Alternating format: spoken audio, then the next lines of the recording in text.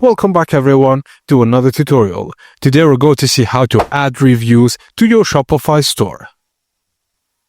First thing first, from your Shopify admin, click Apps in the left menu. Then click Customize Your Store, which is a green button to open the Shopify App Store. Alternatively, you can go directly to the Shopify App Store in your browser. In the search bar, type Product Reviews, then look for the free app called Product Reviews by Shopify and click the app to open its details page. On there, click Add App and you'll be redirected back to your Shopify admin to confirm installation. Review the app permissions, then click Install App. Now after installation, go to the Product Reviews app settings, then Shopify provides a short tutorial on how to add reviews widget to your product page. Usually it involves copying a small snippet code and passing it to your product page template.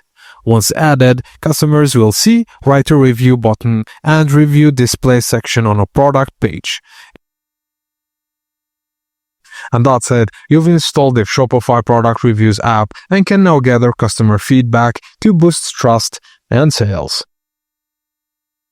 And that's it guys, as simple as that. Thank you for watching and please don't forget to like and subscribe for more.